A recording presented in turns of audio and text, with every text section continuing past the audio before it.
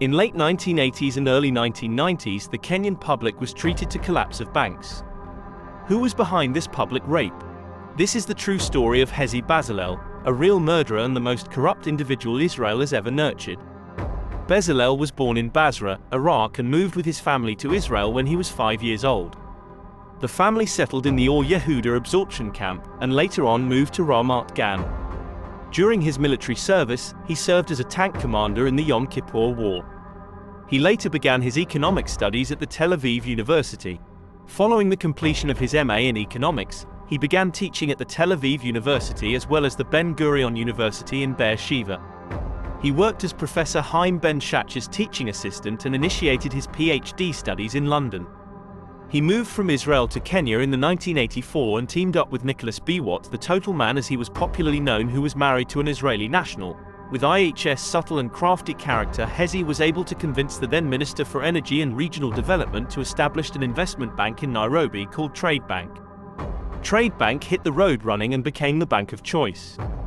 Government institutions and public was cheated into parting with their well-earned. Hezi, being the mastermind, was able to open many other companies with late Biwott. They siphoned money to other companies that they owned and later sold to Al Noor Qasim when it was on its deathbed, according to report named Kroll on Biwott, Trade Bank and Export Financing. The Kenya Kroll report alleged that Nicholas Biwott, according to source A, Al Noor Qasim, was involved with exporting financing fraud to a quantum of about 700 million through Trade Bank. Did Kroll get it right? Biwott's lawyer said, "A commission of inquiry into the Goldenberg scandal investigated this allegation and found conclusively that Nicholas Biwott and his companies had not been involved in export financing." The source investigates. It is clear from the Bossire report into the Goldenberg scandal that Trade Bank was heavily implicated in the export financing fraud. The timings of Trade Bank's fraudulent activities in this regard are important in relation to any implication that Biwott was involved. Kenya's pre-exporting finance scheme was introduced in December 1990 and terminated in March 1993.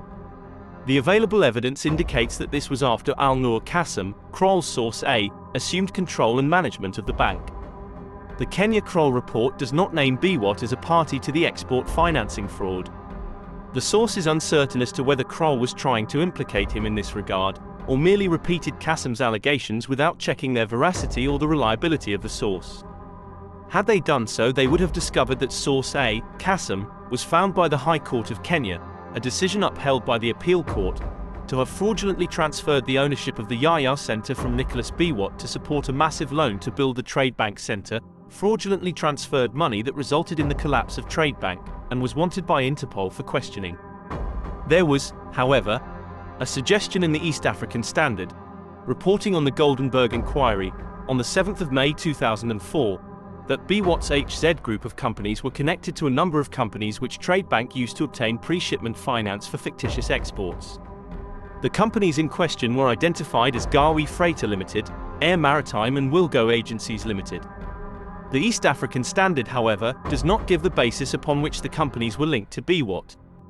Nor is it apparent from the reproduced transcripts of evidence, since Biwott was not one of those named as a shareholder or director of any of the three companies. According to the transcripts of evidence at the Goldenberg inquiry, former CBK Deputy Governor Eliphaz Riungu gave evidence on the 21st of April 2004 that the directors and shareholder of Gawi Freighter and Wilgo Agencies were P.K. Langat, P.A. Yego, Wilfred Yego, Samuel Yego, A.K. Abdi and Bezalel Hezi. Riungu confirmed that he did not have any personal knowledge that the companies were related to Biwott. Basically, Hezi was the kleptomania in the late Biwott's empire, and by the time they fell out with while at Trade Bank, he groomed a bunch of cronies and straighted another bank called Eurobank, which included his long-term lawyer Mr. Firdosh Jamal, Solomon Muthamia, Zachary Kamondo and former Kenya Revenue Authority boss John Munge. Bezalel was the main financier and his goal was to steal money from the government agencies and parastatals. With the help of late Biwott, he was able to recruit most government agencies. Uganda. Once he milked Kenya dry, Hezi Bezalel moved to Uganda. By then he was fully loaded with money and he set up Nile Bank Limited. As an investor, he was able to bring President Museveni close to him through President's brother Salah. His number one priority was to trade in arms throughout Africa. With the help of Saleh, he was to get business with Uganda government, but ended up conning the government billions of money. In a study entitled Documenting Corruption in the Arms Trade, it paints Hezi as a devil in the making who never cares about anyone else except his own interests. His activities in Uganda brought this small East African country to its knees. Corruption Tracker, documenting corruption in the arms trade.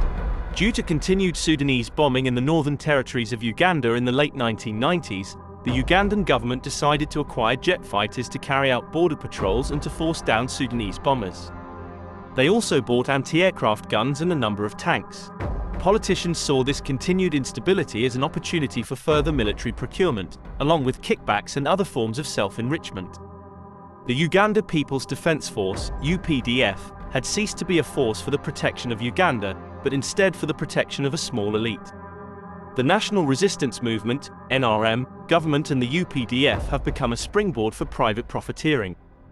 Yoweri Museveni, president of Uganda since 1986, directed the MOD to seek the procurement of military equipment. Major General Caleb Akwandanaho, aka Salim Saleh, half-brother of President Museveni, special advisor on military and political affairs, in charge of arms procurement for the UPDF. Hezi Bezalel, former Mossad officer turned arms dealer, based in Kampala, had an agreement with Saleh to buy used military equipment to sell for profit to Uganda. Ziv Shef, Israeli businessman and arms dealer, headed the consortium which included Bezalel and Saleh. Amos Golan, retired Israeli army colonel and former Mossad officer turned arms dealer, involved in the maintenance of the already purchased and faulty planes. Summary of corruption allegations. Due to the absence of standard guidelines for defense procurement in the Ugandan Ministry of Defense, MOD, the acquisition of weaponry for the UPDF often results in the purchase of obsolete items. Guns. Uganda bought second-hand 100 million anti-aircraft guns through a consortium who got them from North Korea. The government paid a highly